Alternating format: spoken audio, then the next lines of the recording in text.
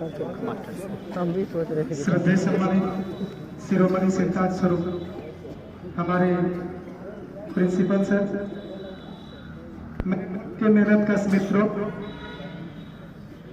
वास्तव में आज का जो ये अनुभव है इसको साझा करते हुए खुशी भी हो रही है और हम सब कल यहां से चले जाएंगे, इस बात का दुख भी हो रहा है। क्योंकि हम लोग आपस में इस तरह से रहे, भले कोई एक कमरा में रहता हो लेकिन हर कमरे में आना जाना होता है और एक दूसरे को समझने परखने की भरसक कोशिश भी हम लोगों ने ट्रेनिंग के दौरान किया। और अभी कई स्टेट के हमारे साथी अपनी बात को, अपने अनुभव को रख रहे थे। हमने अपने अध्ययन के दौरान कई स्टेट गया और जो अनुभव पाया उस अनुभव को मैं यहाँ दोहराना नहीं चाहता, क्योंकि बिहार के प्रति केवल बिहार गलत है या बिहार में चोरी होती है, बिहार में दंगे होते हैं, ऐसी बात नहीं है, धारणा बन गई है। राजस्थान के जालोर में एक 5 साल के बच्चे के साथ क्या हुआ हम सब वाकिफ हैं। यूपी के हाथरस में बहन बेटियों के साथ क्या हुआ हम सब वाकिफ हैं। बिहार में ऐसी घटना आपको नहीं मिलेगा और you are in a safe hand, don't worry, because Bihar ये बुद्ध की धरती है, ये ज्ञान की धरती है। भले हमारे प्रति नजरिया आपका बदला हो और आप जिस नजरिए से भी हमें देखा हो, लेकिन हम आपको सैल्यूट करते हैं, हम आपका अतिथि देवो भव की भावना से, क्योंकि मैं ये डिस्ट्रिक्ट मेरा होम डिस्ट्रिक्ट है, त्रिवेणीगंज सुपौल का रहने वाला हूँ और टीचिंग से पहले, इस प्रोफेशन में आने से पहले मेरा सोशल वर्क था। कोई ऐसा गांव नहीं है, कोई ऐसा ब्लॉक नहीं होगा जहां मैं संघर्ष सड़क पे नहीं किया।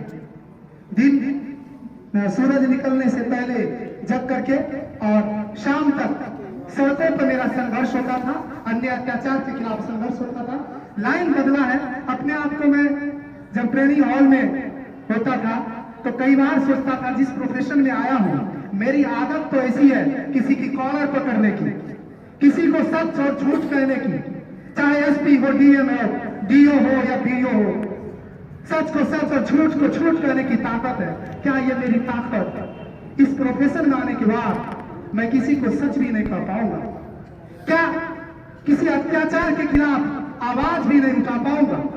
मैं बहुत बार सोच समझ करके अपने को समझाते हैं, चूंकि जिस पृष्ठभूमि से हम लोग आते हैं, मध्य वर्गीय फैमिली से हम लोग बिलोंग्स करते हैं, रोजगार भी आवश्यक है।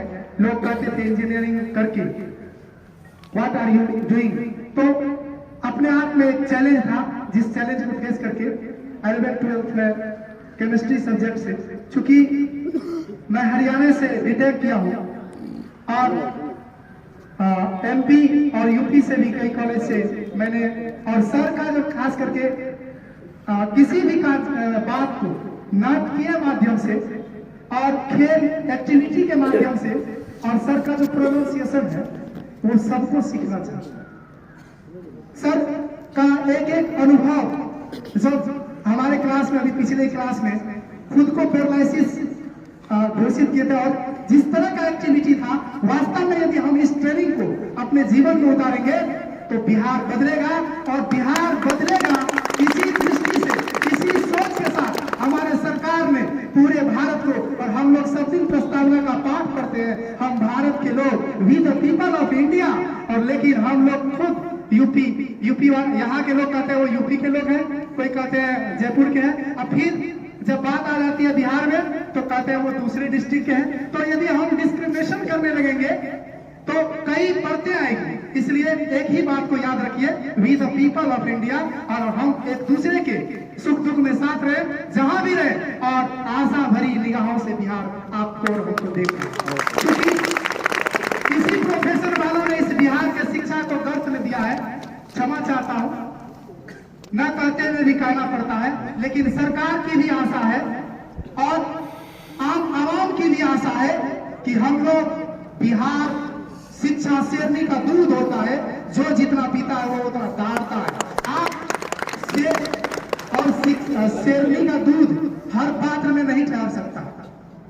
उस दूध को केवल सोने के पात्र में ही रखा जा सकता है। अन्य किसी भी पात्र में यदि हम शेरनी के दूध को रखेंगे तो वो फट जाएगा। इसलिए आप जिस भी किसी माहौल में जाए, चाहे शहरी क्षेत्र हो या ग्रामीण क्षेत्र, ग्रामीण क्षेत्र में तो गुरु जी का कुछ अलग ही सम्मान है। आपको सिरों पे बैठा करके रखेंगे। बस आप अपने प्रोफेशन से और अपने बच्चों से, जो हो सकता है वेल डिसिप्लिन में न हो, वो उनका यूनिफॉर्म नहीं हो, लेकिन आप यदि उन्हें प्यार से, सत्कार से उनको शिक्षा से भरेंगे तो आपका सम्मान होगा। और खास करके इस ट्रेनिंग सेंटर के बारे में, चूंकि मैं इस बसा में कई बार आया हूँ, लेकिन इस ट्रेनिंग सेंटर को बनते हुए देखता था, आपको लगता था पता नहीं क्या कुछ बन रहा है।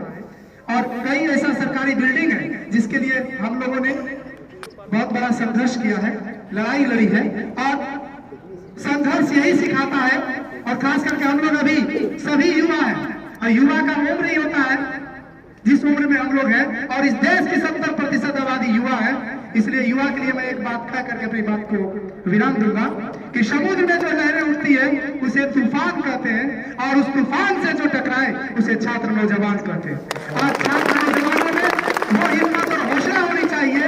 और इतिहास इस बात का गवाह है, जब जब भी संकट का बादल मंडराया इस देश पर, बिहार के नौजवान देश को एक नया नेतृत्व देने का काम किया हो। चाहे वो छात्र जेपी आंदोलन की बात हो, या किसी भी तरह की साइंस की बात हो, या राजनीति की बात हो, या धार्मिक क्रांति की बात हो, हम नेतृत्वकर्ता लोग हैं। इसलिए हम अतिथि देवो भाव की भावना से आप तमाम जो भी भारत के कोने कोने से यहाँ आए हैं उनका सम्मान करते हैं।